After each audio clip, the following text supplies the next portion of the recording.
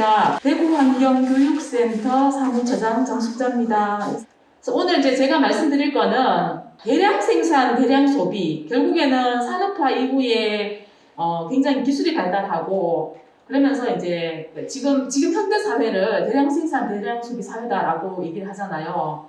이런 사회 속에서 최근에 환경 스페셜에서 옷을 위한 지구는 없다라고 하는 게 굉장히 큰 반향을 일으켰습니다. 우리가 이제 이 패션에 대한, 특히 패스트 패션에 대한 문제들을 굉장히 많이 잘 다루었고, 그래서 상도 받은 것 같고, 환경교육에서도 굉장히 지금 이 자료를 많이 활용하고 있어요.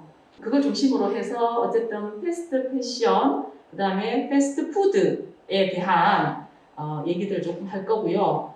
그리고 우리가 이렇게 하고 살아도 지구가 감당이 가능할까? 라는 부분들을 걱정하면서 글로벌 탄소 발자국 네트워크라는 게 있습니다. 거기에서 지구 생태 용량 초과의 날이라는 걸 정해요. 매년. 그래서 50년부터 해서 지금까지 매년마다 이렇게 정하면서 그걸 도표화하고 있는데 그게 점점 빨라지고 있습니다. 그러니까 생태 용량이 빨리 초과되는 거죠. 그런 말씀을 조금 드릴 것 같고, 그리고 결국에는 이제 우리가 쓰레기가 많이 너무 넘치는 부분이나 이런 것들을 어떻게 해소할 것인가 하는 부분에서 일각에서는 이제 분리배출을 잘하자, 재활용을 많이 하자 이런 얘기를 하지만 사실 이제 가장 근본적인 해결 방법은 재활용도 아니고 재사용도 아닌 우리가 소비를 줄이는 거다.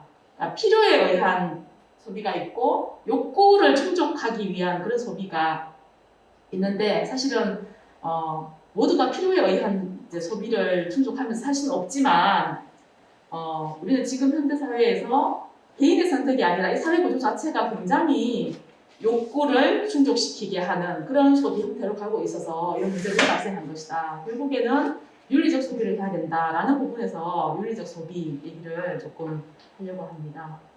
이제 제가 이제 사진 몇 장을 막 찾으면서 우리 집의 옷장의 모습은 어떨까를 이제 몇 개를 가져왔어요. 비슷한 걸 한번 말씀해 보세요. 선생님들 옷장은 어떤지. 빽빽하게 이렇게 쌓여있는 옷. 그렇지만 어쨌든 정리는 잘 돼 있네요. 저희 옷장보다.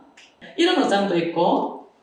이렇게 이제 지금 보기만 해도 옷이 너무 많잖아요. 근데 우리도 사실 굉장히 옷장에 옷은 항상 꽉 차 있는데 아침마다 올 때는 정말 옷이 없다, 뭐 입고 나가지 이런 고민들을 특히 여성분들은 그런 고민들 많이 하잖아요. 그래서 이제 저런 옷장 정리하는 프로그램 또 집안 살림살이 정리해주는 프로그램 이런 게 좀 인기를 끄는 게 아닌가라는 생각이 드는데요. 옷이 굉장히 옛날에는 귀했는데 지금은 너무 흔해졌어요. 너무 싸졌고. 그래서 아주 그 유명한 브랜드가 아니고는 굉장히 옷값이 싸죠, 사실. 그래서 이런 이제 우리가 철이 바뀌고 할 때마다 옷장 정리를 하면 여러분들 옷장 정리하고 나면은 그러니까 작아서 못 입는 옷 또는 철 지나서 못 입는 옷, 유행이 지나서 못 입는 옷, 마음에 안 들어서 못 입는 옷 또는 한 번도 샀는데 인터넷으로 샀는데 너무 싼 옷을 샀어요. 근데 받아보니까 마음에 안 드는데 바꾸려고 하니까 배송비를 물어야 돼요. 그래서 귀찮기도 하고 배송비 물러 하니까 그렇고 그래서 그냥 놔뒀다가 결국엔 한 번도 못 입고 그냥 어딘가로 저런 수거함에 넣거나 어디 누구에게 주거나 이런 경험들이 혹시 한 번도 없는 분 계세요? 있으시죠? 한 번이라도. 예. 그러면 옷장을 정리할 때 나는 어떻게 한다? 나오는 옷을 어떻게 한다라는 걸 누가 말씀해 주시겠어요? 의류 수거함에 넣는다. 근데 수거함은 이거 누가 입을까라고 생각하면서도 그렇다고 해서 종량제 봉투에 넣어서 버리기에 또 돈도 아깝기도 하지만 또 어쨌든 이런 체계가 되어 있으니까 의류 수거함에다가 버립니다. 근데 실제로 우리가 버린 의류 수거함에 이제 넣은 옷들이 다 수거되어서 우리나라에서 국내에서 유통되는 거는 5%라고 해요. 전 세계적으로 보면 그렇게 해서 결국에는 다시 재사용되는 그런 비율은 1% 정도라고 해요. 나머지는 그냥 다시 수출을 하는데 거기에서는 그러면은 잘 입어지냐 하면 입기도 해요. 결국에 입기도 하는데, 그러니까 그래서 이제 의류 수출을 굉장히 많이 하는데 사실 그냥 우리가 이제 상식적으로 이해를 해봐도 내 개인이 이제 옷을 구매하고 또 이제 소비하다가 폐기할 때 종량제 봉투에 넣어서 버리는 게 아닌, 그러니까 의류 수거함에 넣는 거를 생각했을 때 그 양이 굉장히 많잖아요, 생각보다. 근데 그것들이 개인들이 다 합쳐져 가지고 한다라면 다른 사람들은 새 옷을 한 개도 안 사도 옷이 넘치게 많을 것 같은데 다 소비되지 않는다라고 상식적으로 추측이 되잖아요. 그런 것처럼 이렇게 이제 나머지는 굉장히 많이 수출이 된다는 거예요. 다른 나라들로. 특히 이제 저개발 국가, 아프리카, 또 아시아 이런 데로 이제 수출이 됩니다. 그래서 중고 의류 수출액이 우리나라도 세계 5위 정도 된다고 해요. 미국이 1위고 영국, 독일, 중국, 다음에 한국으로 해서 우리나라가 한 5위 정도의 수출국입니다. 그래서 이제 가는 나라가 주로 이제 아프리카 국가 아니면은 방글라데시라든가 인도라든가 이런 데로 가게 되는데 가나를 예로 들어 보니까 인구가 3천만 명인데 매주 수입되는 헌옷이 매주에 1,500만, 그러니까 인구의 절반 정도의 개수가 가나로 수입되고 있다. 그러면은 여기에서는 그러면은 이 나라 사람들은 엄청나게 옷을 많이 입느냐 하면은 그렇지는 않고 또 여기에서도 필요한 거는 취하고 나머지는 버리게 되는데 버리는 게 너무 많은 거예요. 사실은 우리가 수출이라고 하지만 어쩌면은 거기에는 폐기의 내용이 훨씬 더 많이 담겨 있다는 겁니다. 우리가 어떤 물건을 수입하고 수출하는 거는 쓸모가 있기 때문에 수입을 하거나 수출을 하잖아요. 근데 쓰레기가 이상하게 수입되고 수출이 되어요. 공식적으로 쓰레기는 수출할 수 없고 쓰레기는 수입할 수 없습니다.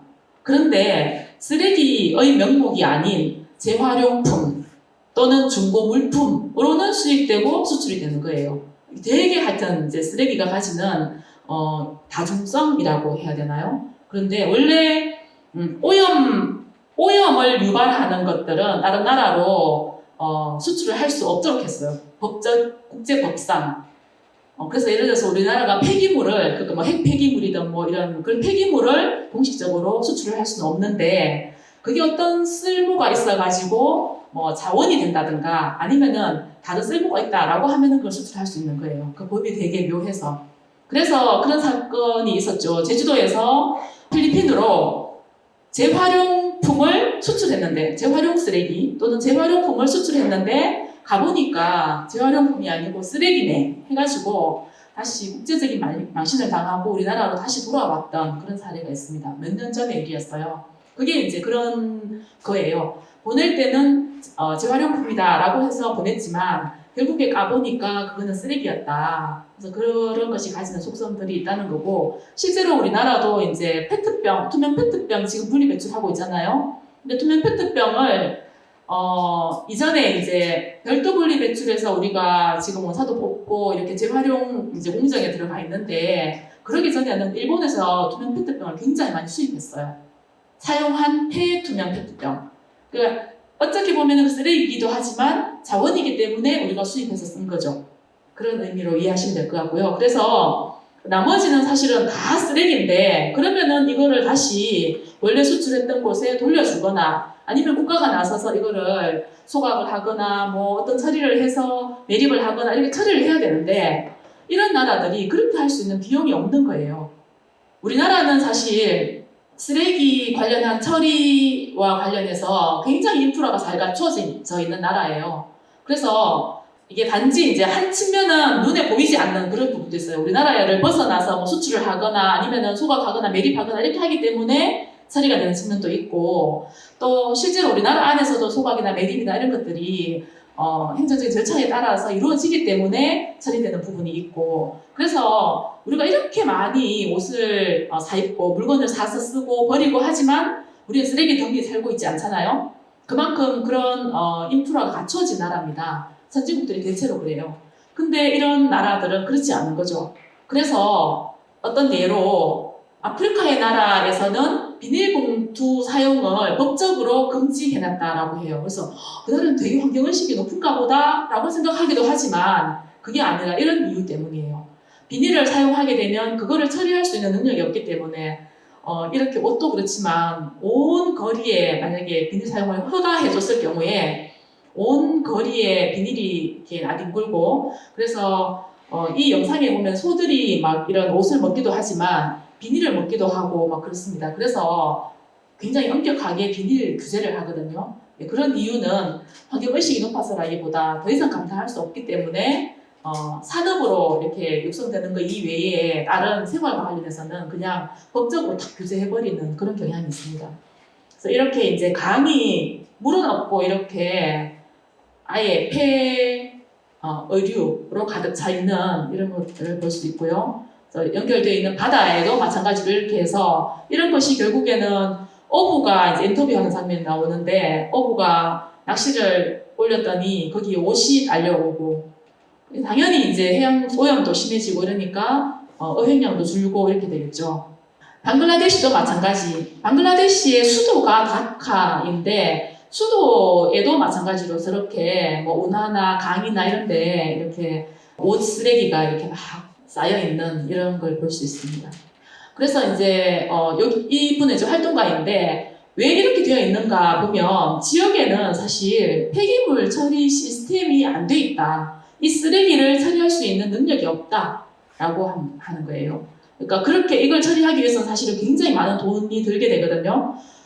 우리나라에서 있었던 의성 쓰레기산 그거 치우는데 몇 년이 걸렸잖아요. 돈도 엄청나게 들었고 이거를 누가 치울 것이냐를 가지고 정부와 경상북도와 업자는 벌써 뭐 도산을 해버렸지 도망가고 없지 굉장히 하여튼 그런데 이 정도면 사실은 의성 쓰레기산 몇 개에 해당되는 정도의 쓰레기 양이거든요. 그러니까 이제 이건 처리할 수 없다. 그냥 내버려 둘 수밖에 없다. 이런 상황이라는 거예요.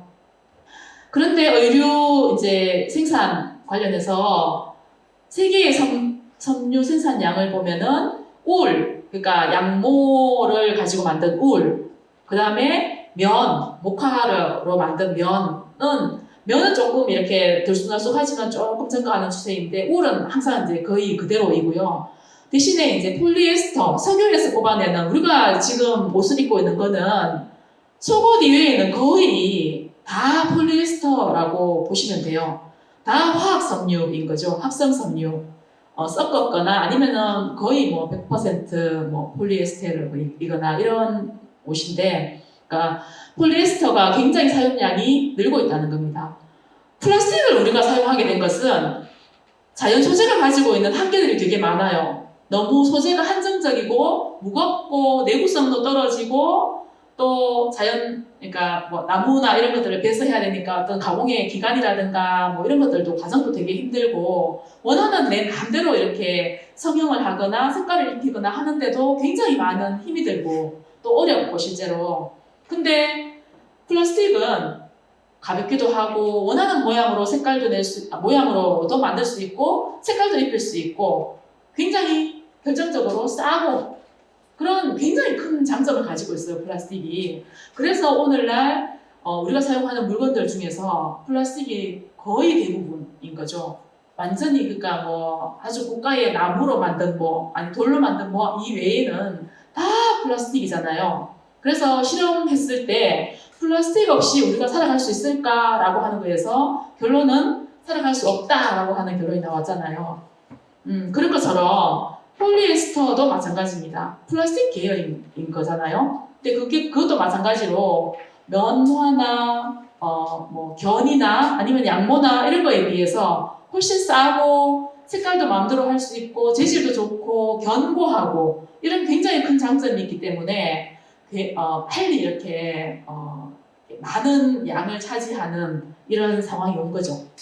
그래서 투명 페트병을 작년 12월 25일부터는 주택까지 모두 투명 페트병을 별도 분리 배출하도록 되어 있고 재작년 12월 25일부터는 공동주택에는 무조건 투명 페트병 분리 배출 이게 제도화되어 있어서 지금 시행되고 있습니다. 여전히 잘 안 되고 있기는 해요. 잘 되고 있는 곳은 공동주택의 경비 아저씨들이 열심히 주민들이 내놓은 것들을 별도로 분리해가지고 따로 모아주시기 때문에 잘 되고 있는 거고 단독주택 같은 경우에는 아직 그 정도로 잘 안 되고 있는 것도 맞고, 공동주택도 사실 그냥 놔뒀을 때는 잘 안 되는데, 어쨌든 누군가의 굉장한 그 노력 때문에 그나마 이렇게 하고 있는 상황인데요. 그래서 투명페트병 분리배출 이제 작년부터 이렇게 실시가 됐고, 대구에 이렇게 요일별로 굉장히 막 꼼꼼하게 아파트마다 다 붙어 있고, 방송도 하고, 환경부에서도 계속 광고하고, 투명 페트병은 옷으로도 만들 수 있고, 굉장히 고가의 소중한 자원이기 때문에 별도로 잘 분리 배출하게 되면은 좋은 원료로 쓰실 수 있다라는 내용으로 광고를 하고 있습니다. 투명 페트병을 특별히 별도 분리 배출하는 이유가 있어요. 그게 뭘까요? 왜 다른 것도 아닌 투명 페트병을 별도 분리 배출할까요? 네, 다른 것도 재활용해서 뭔가를 만들 수 있잖아요. 우리가 재활용된다라고 하는 분리배출 표시 마크가 되어 있는 거는 사실은 다 재활용을 하기 위해서 분리배출을 하는 거거든요. 그렇게 보면 플라스틱도 재활용이 되고 캔도 재활용이 되고, 네, 그렇습니다. 다 이제 그 표시가 되어 있는 거는 다 되어 있는데 왜 특별히 별도 분리배출을 하는가? 플라스틱은 사실은 굉장히 성질이 다양해요. 저도 다 구분 못하는데 PP, PE, PS, PET 굉장히 많거든요, 종류가. 근데 그냥 봤을 땐 잘 몰라요, 또. 그래서 표시를 하는 거거든요. 페트는 페트대로 표시를 하고, PP는 PP대로 표시를 하고, 뭐 이렇게 이제 표시를 하는데, 재활용을 한다는 거는 그거를 그대로 쓰는 그러니까 유리병은 재활용이 아니라 재사용도 하고 재활용도 하거든요. 재활용을 한다는 개념은 깹니다. 그거 형태를 그냥. 그걸 그대로 유지하는 게 아니라 그 성분을 쓰는 거거든요. 그러면은 동일한 성분이고 동일한 재질이어야지 재활용이 되는 거예요. 뭔가가 섞여 들어가면 내가 의도했던 것을 만들 수가 없는 거예요. 그러니까 PET, 그러니까 페트에다가 PP가 섞여버린다 이러면은 페트도 아니고 PP도 아닌 이상한 게 되는 거겠죠. 그러면은 그걸로 충분한 연료를 공급받았고 다 섞어가지고 뭔가 물건을 만들면 되겠지만 그렇게 하기가 현실적으로 어렵잖아요. 근데 페트는 가장 많이 쓰고 있는 플라스틱 소재입니다. 우리가 일상생활에서.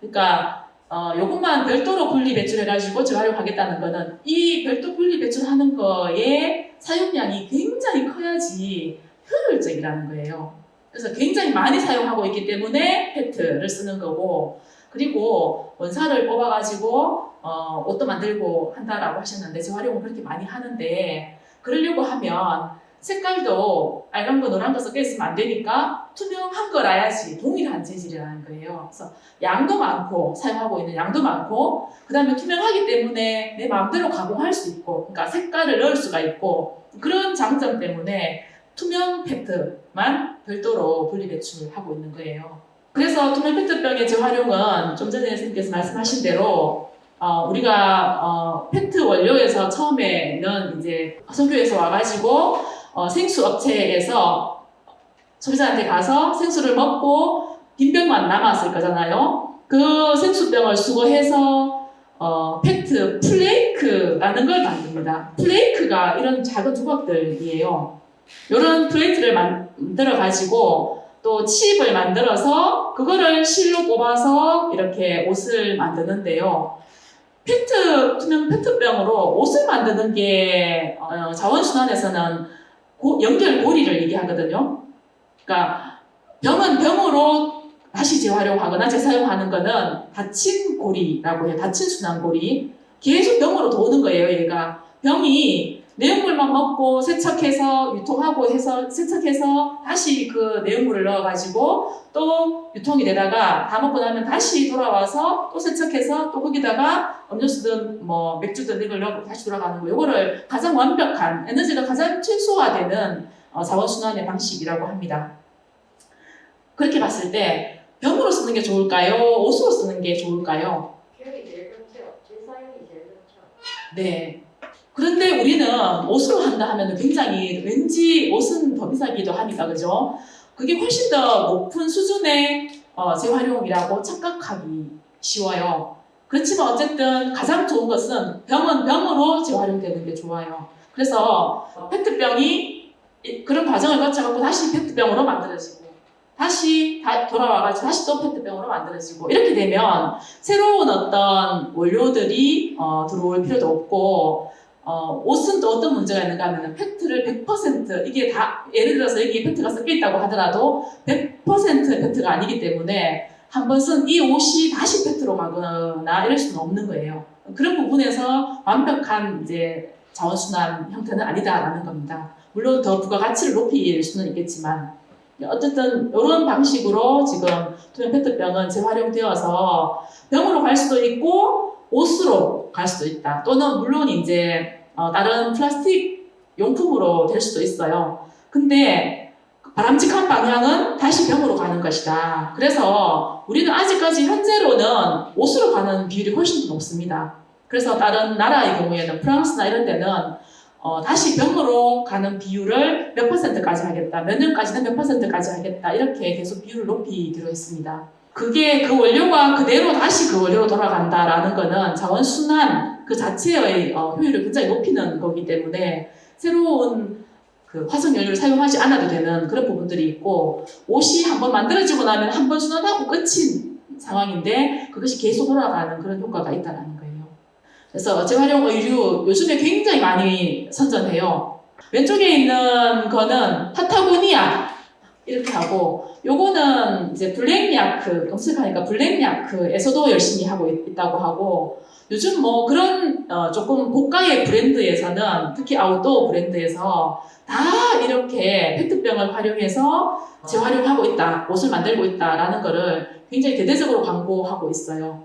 그런 상황입니다. 그래서 최근에 어쨌든 이제 모든 기업들이 이런 기후위기 시대에 온실가스를 너무 많이 배출하지 않도록 또 자원을 재활용한다라는 측면에서도 이런 이제 재활용 소재를 활용해서 옷을 만든다라는 거를 약간 광고처럼 이렇게 내세우기도 하지만 좀 전에 말씀드린 대로 이렇게 자원순환이라는 측면에서 이 고리가 한번 우리가 페트병을 가지고 옷을 만든다 하면 한 번 순환이 되는 거예요. 근데 병으로 했을 경우에는 그것이 계속 이어진다는 측면에서 훨씬 더 자원순환의 가치가 높다라는 부분을 말씀드렸고 그보다 또 더 심각한 문제는 뭔가 하면은 옷에서 발생되는 미세 플라스틱이에요. 어쨌든 합성섬유 자체는 플라스틱으로 만든 거다라고 보시면 돼요. 그래서 우리가 플라스틱 옷을 입고 있다라고 이해하시면 되는데 이 플라스틱 옷에서 우리 빨래 하다 보면은 세탁기에 빨래 먼지, 그러니까 빨래 먼지 맞죠? 먼지 봉투에 이렇게 막 먼지가 쌓이기도 하고 걸러지는 것도 있지만 또 물속으로 나가는 미세 플라스틱 같은 경우에 결국에는 그게 이제 강으로 흘러 들어가지고 우리 식수라든가 또 생태계에 살아가는 많은 생물들에게도 또 영향을 주는 이런 게 또 최근에 굉장히 문제가 되고 있습니다. 그래서 한강에서 물을 떠서 보니까 미세 플라스틱 양이 이제 하류로 갈수록 상류는 조금 있고 중류는 그다음 많고 하류로 갈수록 많아졌다라고 하는 게 나왔고요. 세탁 시에 발생되는 배출되는 미세 플라스틱의 양도 이렇다. 혼합 소재가 굉장히 많다라고 하는 게 나왔습니다. 그리고 실제로 이제 미세 플라스틱이 어디에서 가장 많이 발생하는가를 봤을 때 이 합성 섬유에서 가장 많이 나온다. 미세 플라스틱은 사실 타이어 때문에 도로, 그 다음에 실제로 우리가 생활하면서 미세먼지 속에도 미세 플라스틱 많이 있고 타이어는 여기 있네요. 타이어, 그 다음에 도로 표시, 이런 표시에서도 나오고, 그 다음에 선박, 뭐 생활용품 쭉 나오지만 미세 플라스틱 얘기를 하면서 우리가 쓰레기를 함부로 버려가지고 분리배출을 제대로 하지 않아서 그게 바다로 흘러가가지고 미세 플라스틱이 돼요 라고 얘기도 하지만 실제로 그것이 큰 영향을 미친다라기보다 오히려 우리가 옷을 입고 살면서 세탁하고 그 과정에서 떨어져 나가는 미세 플라스틱의 영향이 훨씬 더 크다라고 할 수 있습니다. 그러면 이 합성 섬유는 미세 플라스틱을 내놓기도 하고 굉장히 문제가 많은 것 같은데 그러면 천연 섬유는 괜찮을까를 보면 실제로 천연 섬유로 만든 이런 면 티셔츠, 그 다음에 청바지 이런 것도 물도 엄청나게 많이 사용하고 있고 탄소 배출량도 엄청 많습니다. 근데 게다가 엄청 싸요. 그래서 굉장히 많이 가지고 있어요. 여러분들 혹시 바지를 나는 3개밖에 갖고 있지 않다 하시는 분 계세요? 옷 몇 개 이러면 너무 많으니까 막 가늠이 안 되잖아요. 너무 많을 것 같잖아요. 근데 예를 들어서 티셔츠 몇 개, 여름용 티셔츠 몇 개 하면 선생님 몇 개 가지고 계세요? 5개로는 손가락 하나로는 안 되죠. 되게 많아요. 그죠? 특히 여름에는 또 자주 갈아입고 해야 되고 또 싸기도 엄청 싸잖아요. 여름 티셔츠는. 그러니까 10벌은 당연히 넘지 않을까요? 10개는? 뭐 티셔츠 또는 그냥 막 입는 잠바 이런 거 같으면 잠바만 하더라도 나 몇 개다 이렇게 말하기 어려울 정도로 사실 우리 많은 옷을 가지고 살잖아요. 그러니까 청바지 같은 경우에도 굉장히 많이 만들고 있다. 1년에 만들어지는 청바지가 40억 벌이랍니다. 청바지만 해도 40억 벌인데 세계 인구의 그냥 한 반 정도는 계속 만들어낸다는 거잖아요. 그런데 우리가 그러니까 계속 또 옷을 사고 있잖아요. 여기서 이제 얘기하고자 하는 거는 뭔가 하면 천연 섬유는 괜찮다. 합성 섬유는 환경에 영향을 준다. 이 얘기가 아닌 거예요. 결국에는 요지는 적게 사야 된다라는 거고 필요한 만큼 적게 사고 적게 입어야 된다라는 거고 그 사는 과정에서 우리가 윤리적 소비를 해야 된다라는 건데 그게 뭐냐 하면 금방 봤던 이런 방글라데시 그 다음에 가나 이런 나라들의 우리의 어떤 지저분한 것들 피해가 되는 것들, 더러운 것들을 떠넘겨서는 안 된다라는 거예요. 그러니까 그 사람들이 사갈게 해야 되지, 판다라는 명목으로 가져가는데 알고 보면은 폐기 처분하는 이런 형태로 하는 거는 비윤리적이다라는 겁니다. 그래서 이제 이런 거에 사실은 좀 역할을 해왔던 것이 패스트 패션이다라는 거고, 패스트 패션은 싸게 많이 찍어가지고 한번 먹고 그러니까 한번 입고 버리는. 그래서 그런 얘기를 하더라고요. 아예 운동화를 왜 신냐고. 그냥 신다가 더러워지면 버리는 거다. 이런 얘기를 듣고 굉장히 충격이었는데 옷도 그렇게 접근하는 사람들이 있는 거예요. 예를 들면 여름 티셔츠 3,000원 이렇게 주고 사면 몇 번 입다가 버리면 돼. 이렇게 생각하는. 그래서 이제 그런 싼 옷들이 굉장히 많이 팔리기도 하고 많이 소비되고 그거에 특별히 애착을 갖고 있거나 굉장한 엄격한 어떤 기준을 가지고 구매하지 않고 그냥 필요해서 입었다가 뭐 더러워지면 버리면 돼. 몇 번 입고 버리면 돼. 이렇게 이제 하다 보니까 결국엔 엄청나게 많은 쓰레기들이 만들어진다라는 겁니다. 그래서 이런 이제 그 지역 주민들이라든가 환경운동가라든가 이런 사람들이 하는 얘기는 우리가 옷을 입는 순간에 그 옷이 친환경적이고 지속 가능한 방식으로 생산되었는지에 대해서 말할 수 있어야 된다.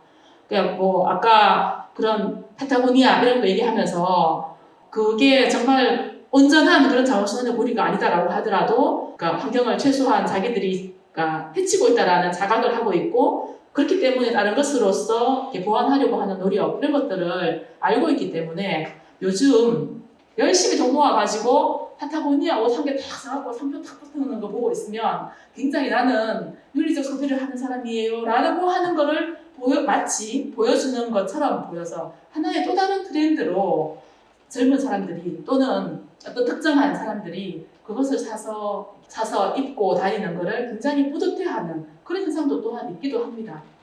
실제로. 그리고 이제 아까 그 옷을 위한 지구는 없다. 그게 굉장히 큰 반향을 일으켰어요. 패션에 대한. 그러고 난 뒤에 먹을거리에 대한 게 2탄이 나왔어요. 먹다 버릴 지구는 없다. 음식물 쓰레기에 대한 얘기인데요. 엄청나게 음식물 쓰레기 문제가 심각해요, 사실. 전 세계에서 생산되는 음식은 한 해에 40억 톤인데 그 중에 3분의 1은 아예 포장지도 뜯지 않은 채 식탁에 올라보지도 못한 채 폐기된다.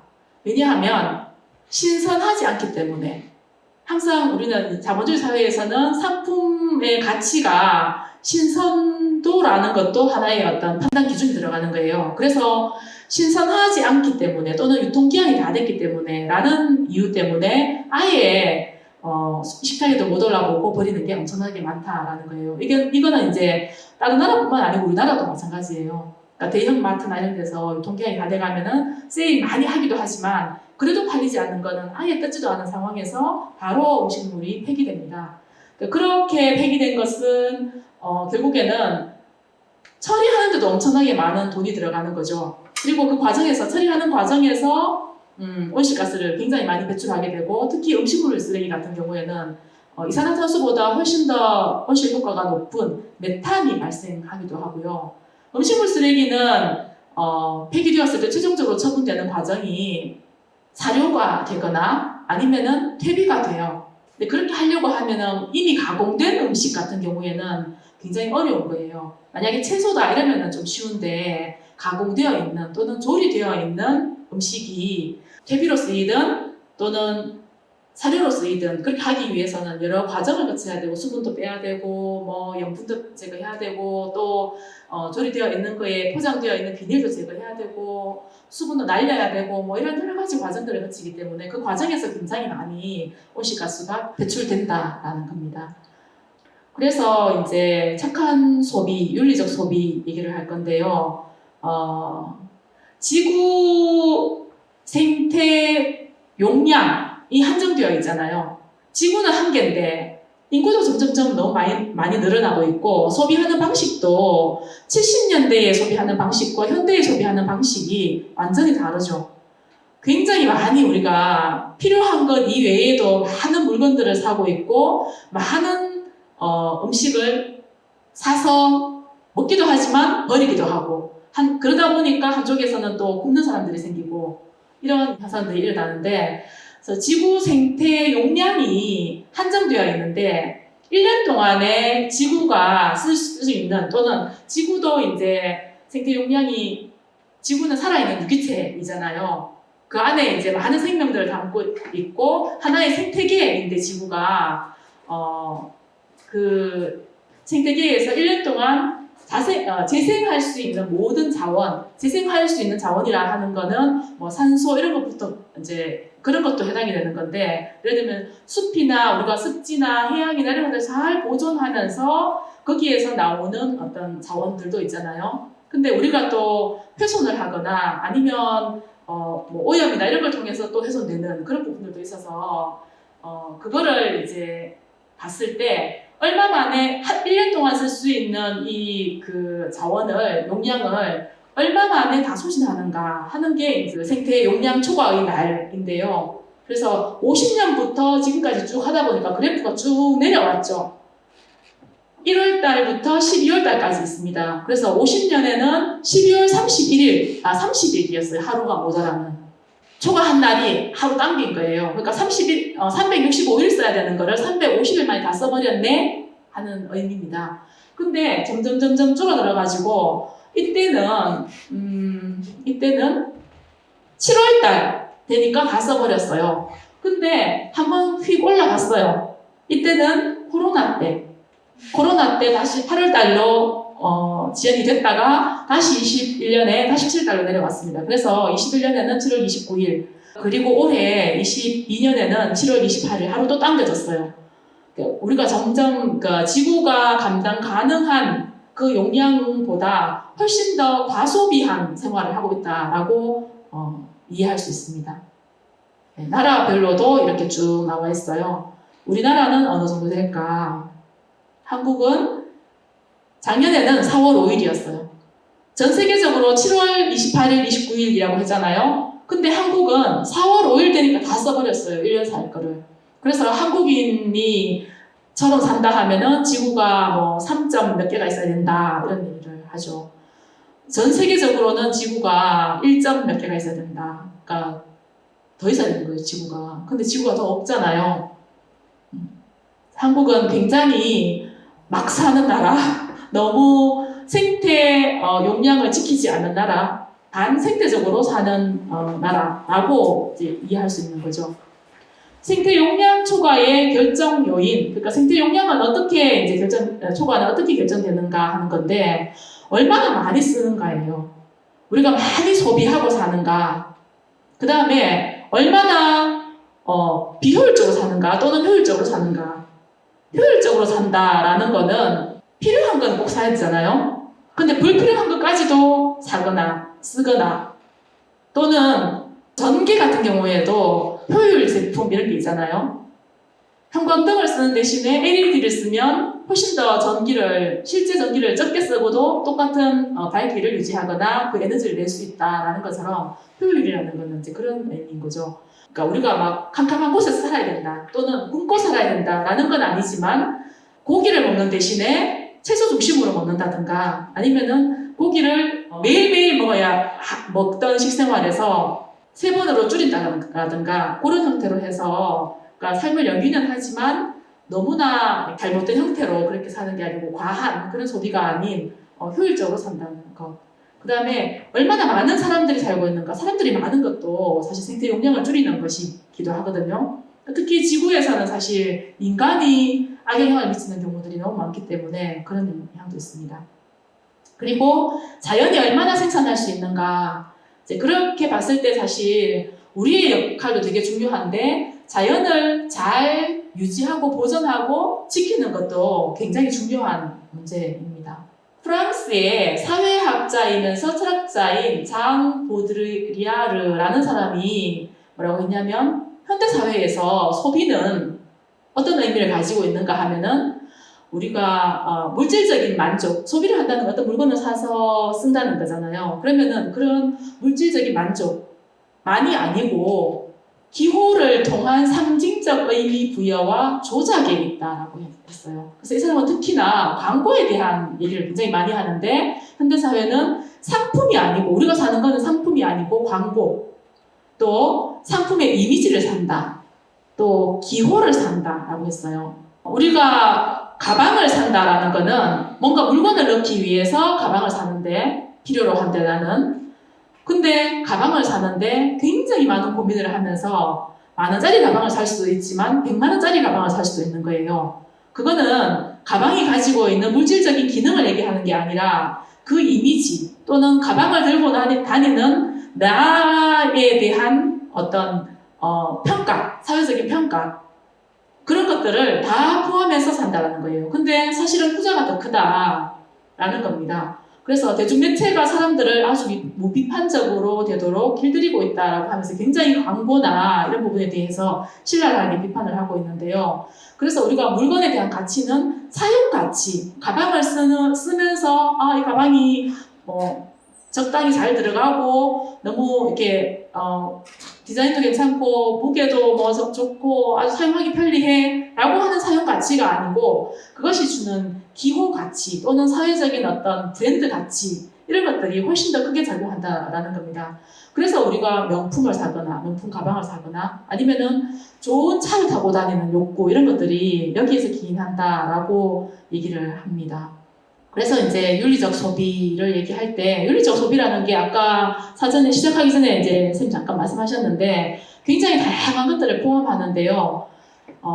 말 그대로 소비를 하는 데 있어서 윤리적 관점에서 소비한다라고 말씀드릴 수 있습니다. 그러니까 소비자가 상품이나 서비스를 구매할 때 윤리적 가치 판단, 도덕적 믿음 거기에 근거해서 의식적인 소비 선택을 하는 것을 의미한다. 그러니까 품질과 가격이 기준이 아니고 건강이나 환경, 사회, 인권, 내가 이것을 삼으로 인해서 이득이 되는 어떤 사람이 누군가에 대한 생각들을 하면서 이것을 구매하고 사용한다라는 거예요. 그렇게 보면은 사실 로컬푸드 매장에서 내가 지역 농산물을 사용한다라는 거는 지역의 농산물을 생산하는 생산자들에게 이익이 돌아가는 거고 그분들이 안정적으로 생산 활동을 하는데 도움이 된다라고 하는 것을 구체적으로 그리면서 이용한다는 겁니다.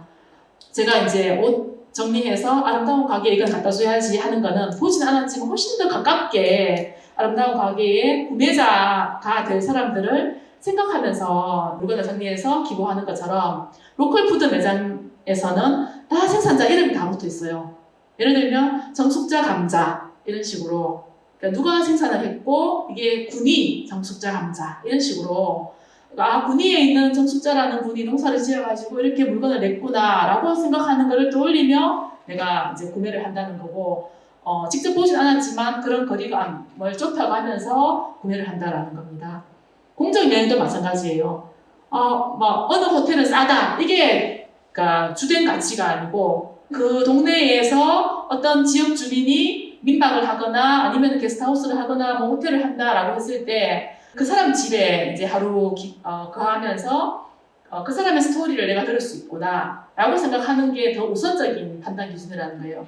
이게 좀 더 비싸네가 아니고 그 사람이 어떤 이유에서 이런 집을 지었고 사람을 맞이하는지에 대한 상상을 하면서 실제로 또 그렇게 이루어지는 그런 공정 이제 여행. 공정무역도 마찬가지입니다. 그러니까 어린 아이들이 학교에 가야 되는 대신에 노동을 하지 않도록 정당한 대가를 주고 커피나 초콜릿이나 이런 걸 사는 거죠. 그래서 이제 공정무역하는 경우에는 대체로 공정무역 기금을 또 마련해서 이제 별도로 초콜릿 값은 150원인데 공정무역 기금이 항상 그게 20원 붙어 있어가지고 그 20원은 별도로 지역의 아동들을 위한 도서관을 짓거나 학교를 짓거나 이렇게 이제 하는 경우들도 많습니다. 근데 사람들은 지금 착한 소비를 하겠다라고 하는 생각을 가지고 있어요. 내가 좀 더 비용 부담을 하더라도 윤리적인 소비를 하겠다, 거기에 참여하겠다라고 하는 게 설문조사에서 드러났습니다. 그래서 돈을 좀 더 내더라도 지역 주민에게 이익이 돌아간다면, 누군가가 도움을 받는다면 기꺼이 참여하겠다라고 하는 설문 결과가 있습니다. 그리고 그런 착한 소비 행동 관련해서는 친환경 제품을 구매한다. 되도록이면 친환경 제품을 구매한다. 저도 생협을 이용하는데 사람들은 야, 뭐 그냥 아무거나 먹으면 되지. 마트에도 좋은 거 많은데 꼭 유기농을 먹으려고 하냐 이렇게 얘기를 하는데 유기농이라서가 아니고 먹을 거리를 그렇게 선택하겠다라는 거거든요. 마트에서 고기를 사는 것보다 생협에서 채소를 사는 게 훨씬 더 가격이 싸고 그리고 건강한 먹을거리를 선택할 수 있고 또 농민들이 안정적으로 농사를 짓는 데 도움이 된다라는 생각을 가지고 있기 때문에 이제 그렇게 하는 거라서 그런 철학적인 기반에 따라서 이제 자기가 선택할 수 있는 것 이런 것들을 이제 윤리적 소비라고 할 수 있습니다. 윤리적 소비와 관련해서는 소비자 행동 반드시 이제 실천하게 되는데요. 그래서 아까 공정무역 하는데 공정무역 기금이 포함되어 있어도 그걸 감안하고 사는 것도 아주 소극적인 형태의 소비자 행동이라고 한다면 과대포장되어 있는 물건을 안 사는 것 또는 불매 운동을 아예 하는 것 이런 거는 좀 더 적극적인 형태의 소비자 행동이라고 할 수 있습니다. 그래서 사례들이 있었죠. 스팸 뚜껑 반납 운동 또 엠뇨라고 하는 요구르트 여기에 빨대 붙어 있는 거 빨대 필요 없다고 빨대 반납 운동 이걸 이제 연달아서 2탄으로 이렇게 진행했던 소비자들이 온라인 상에서 시작하니까 막 붙는 거예요. 그럼 나도 하면서 SNS를 보고 이렇게 해서 보낸 그런 사례들이고요. 최근에 이제 SPC 계열사 부당노동 행위하는 SPC 계열사 하지 않겠다 이런 거지 인권 문제와 연관해서 소비자 행동하는 사례라고 할 수 있습니다. 공정여행은 원칙은 어쨌든 여행지의 자연 보호까지 자연을 생각하고 환경을 해치지 않는 여행을 하는 것 그리고 종교나 또는 그 현지의 문화를 존중하는 것, 그 다음에 현지인들에게 도움되는 소비. 그래서 그러니까 여행지에 가서 우리가 숙박업체를 고를 때 아주 대기업에 좋은 그런 게 아니고 그 지역에서 주민들이 운영하는 그런 숙박업소를 이용하는 거, 또 프랜차이즈 커피숍이 아닌 지역민이 운영하는 커피숍, 지역민이 운영하는 식당을 이용하는 것, 이런 것들이 다 공적 여행의 기본적인 원칙을 지키는 그런 그 여행이라고 할 수 있습니다. 그 다음에 사회적 기업의 물품을 이용하는 것 이런 것도 윤리적 소비라고 할 수 있습니다. 제가 준비한 거 여기까지인데요. 네, 끝까지 들어주셔서 너무 감사드립니다. 네, 감사합니다.